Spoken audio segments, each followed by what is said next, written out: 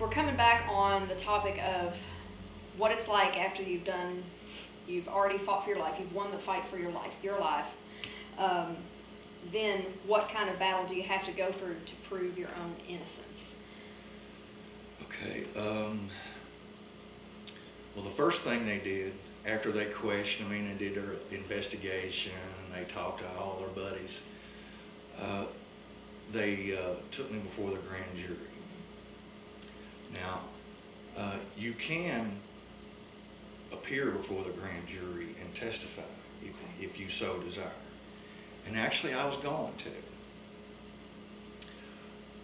But during this time, I had to get a lawyer, and he recommended that I not do that.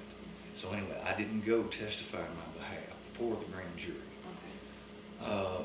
The police investigator testified before the grand jury. Anyway, long story short of that part of it was the grand jury came back with what's called a no true bill. And that means that they don't feel there's enough evidence to show that I've done anything criminal to take on, to continue on with the legal process and go before a judge and jury and all that kind of thing, trial. So at that point, when the grand jury decided that, you were no longer being held criminally liable for Correct. the self-defense shooting. Okay. But after that, this man, the attacker who lived, sued you civilly. Correct. Right?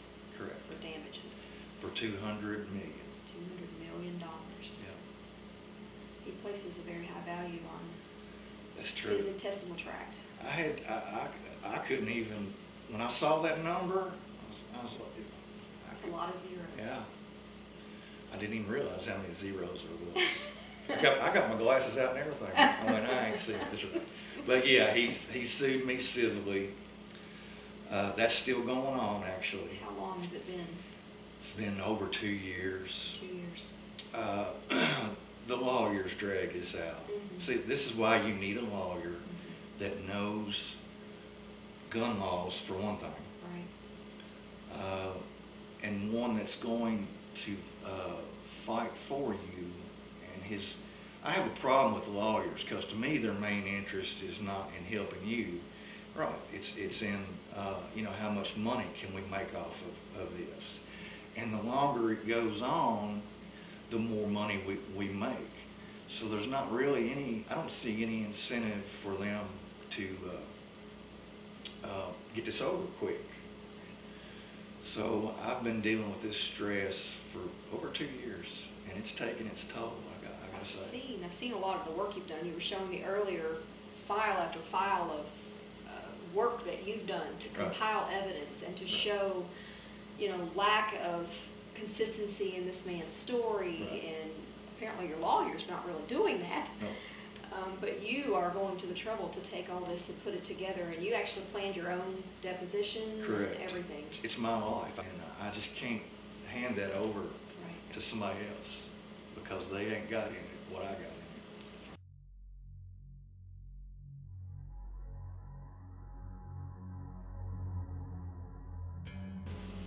So I told him I wanted him to file a motion to the court. I wanted a hearing before a judge about immunity. I want you to grant me immunity or not.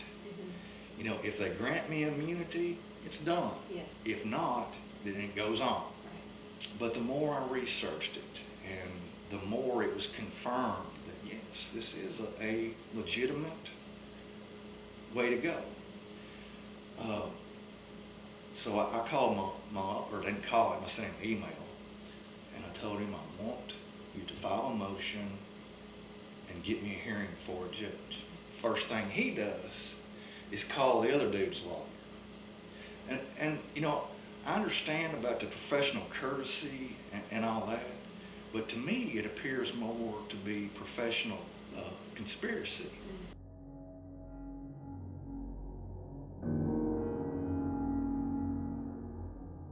I mean, I don't trust nobody. I don't trust the law.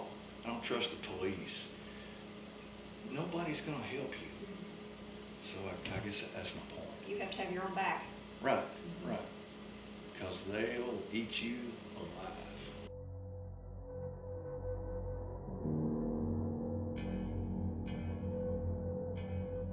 Since the court part of this is nearly finished, is your dealing with this man done, or does he still harass you and your family? He has harassed her many times, even after he got shot. That just goes to show how devoted or committed he is to doing her harm. I'm pretty sure he's not going to come to my house and knock on the door and say, hey, what's up? But he has tried to harm her several times, actually. And your granddaughter has also been harassed Yeah, at school. she was assaulted. I mean, they grabbed her up, and I went to the school and everything else. And So the nightmare really just doesn't seem to end. no, it goes on and on. And even after this is over in the courts, this could still creep up for the rest of your life. Sure. And,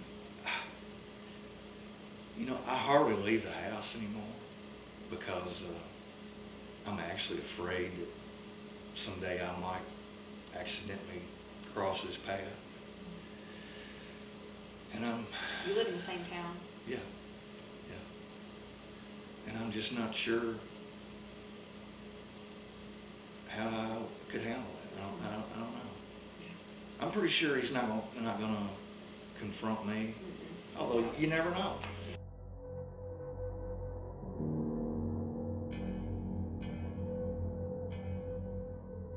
I think we've pretty well let people have a view into the fact that this whole caring for self-defense is not glamorous.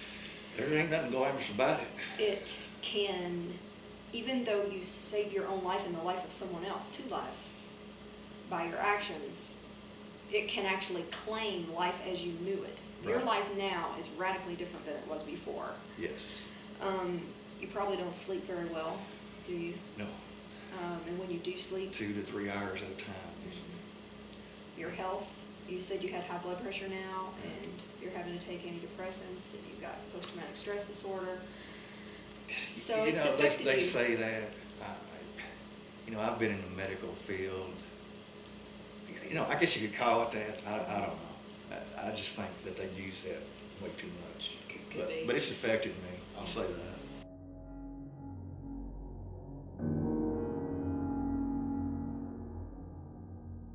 Yeah. There's nothing good that I can see that came out of this other than there's not a chalk mark around my daughter, and there's not a chalk mark around my granddaughter, and there's not some new law named after them. So, I try to hold on to that, and that's what I try to hold on to. But nothing good comes from it.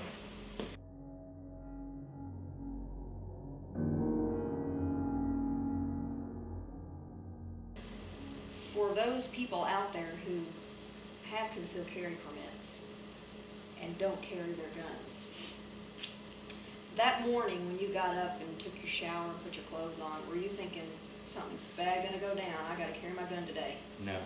You carried your gun all the time. You kept it with you because you don't know when something's gonna happen, right? Exactly. And the time that you don't have it with you is probably going to be the time that you need it.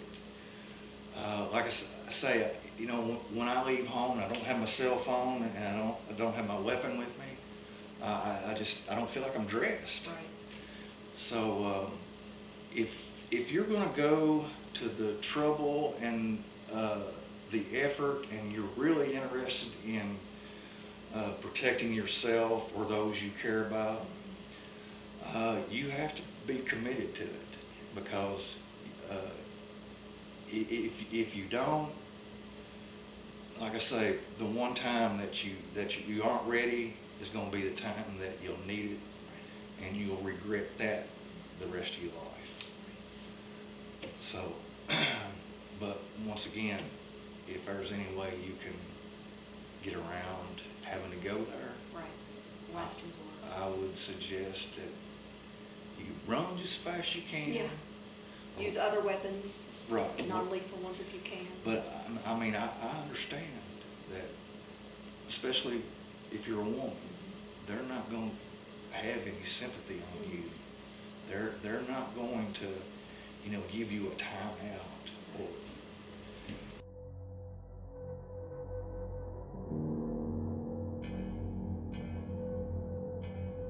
So my advice would be, if there is any way possible, do everything you can to use that as a last resort. Now there's going to be those cases where you are not given a choice.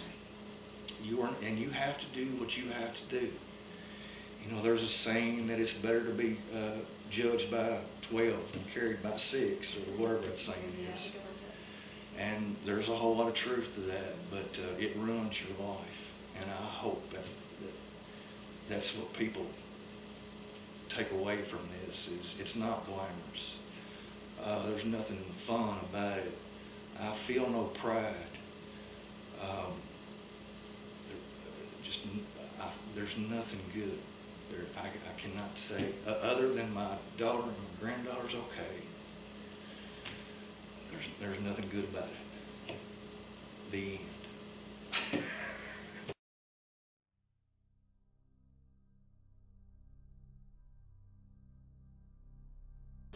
Well, I appreciate your willingness to share. I know it's hard to talk about. Well, I hope that, me getting it out would kind of help me too. So it is kind of a selfish thing too. But I really hope that, people do understand that it's not a game. You need to take it seriously.